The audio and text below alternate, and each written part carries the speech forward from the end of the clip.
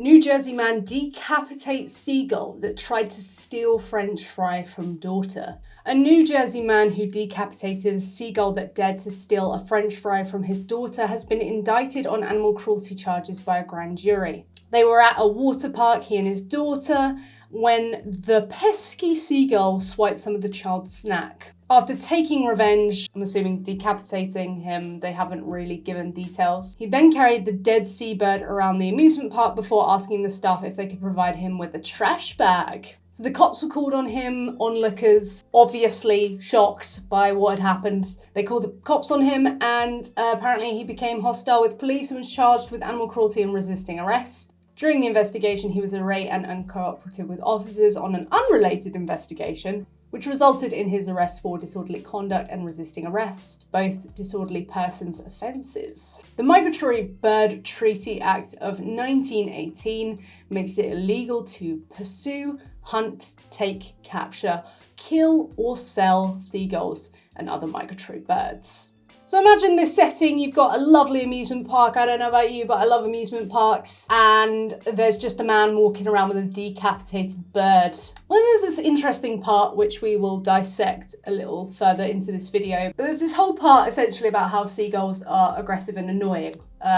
We'll talk about that in a bit, but let's have a look at it. Very Fast, who has run seagull control systems in New Rochelle for more than 20 years, says the seabirds can be fearless if they associate people with food. We deal with seagulls eating people's food all the time at outdoor dining restaurants, Fast said. Seagulls even attack restaurant workers, bringing trash bags to dumpsters. According to Fast, Seagull Control Systems receives 2 or 3 legitimate calls for help seagull trouble a day.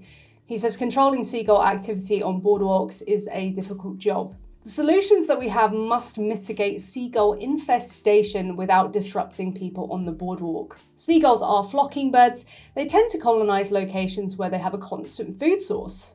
So let's get it out of the way. I think it's pretty obvious to anyone that if a fry is stolen from your daughter, that does not warrant decapitating an individual, removing an individual of their head for attempting to steal your food. As little as people may value a bird specifically like a seagull, I think that's quite clear. And if we go over to Instagram, where I initially saw the headline, there's various comments on this, the common one that if you can do this to animals, you can do it to people. It's interesting, I think that's when people start to worry. They're like, oh, they could do it to me. That shouldn't really be the point where you start worrying.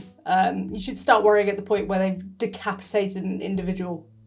That's bad enough. Arrest him, animal cruelty. The courts finally pull through for animals. Totally normal. Wonder what the guy would do if you tried to take his parking spot that he was waiting for. True, it's a complete disproportionate response. And it's interesting how we can understand it in the human context. That dude is not normal. And a quote from Emmanuel Kant, we can judge the heart of a man by his treatment of animals. Let's just get into it, shall we? It's good that this guy has been charged. There has been some sort of lawful consequence to his action against another sentient being. But the reporting on this is kind of frustrating to look at. I mean, the first line of this article is, that's just not gonna fly. Imagine if this were a New York Post article about a dog who'd been decapitated because they'd stolen his daughter's French fry. Imagine it said something like, oh, guess you barked up the wrong tree, or something to that effect. It would be kind of like, oh, yeah, that's not really appropriate right now. It's just giving glimpses of the author's perspective on this whole situation, like it's just this funny debacle. Maybe a bit messed up, but it's just a seagull, right? Bearing in mind, the seagull is the victim in this situation. Here again, when the pesky seagull, imagine, when the annoying dog, it's just quite uncomfortable to read, to be honest. It's just not kind of giving that space to be a bit respectful about the situation. And then obviously there's a conclusion to articles, and I suppose, I'm not a journalist or anything, but what you cover is quite important, right? And how you end something is quite important. They dedicate a little bit of time to talk about how annoying seagulls are.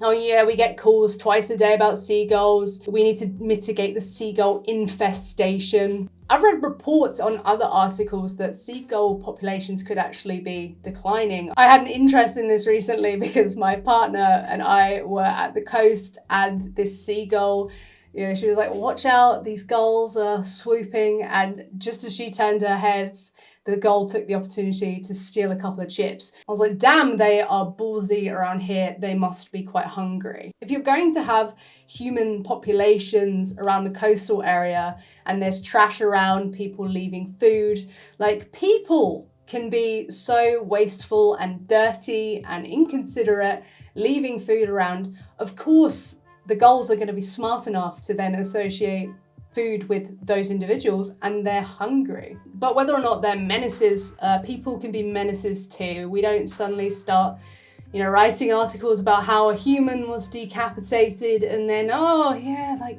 that pesky human problem, they're really annoying. When they get hungry, they start like really taking chances and trying to take our food. So it just would read not very well. And if you're like, oh, they're just a gull, that's a you problem, sweetie, because there's no morally significant difference between humans and other animals that would make that distinction justified at all.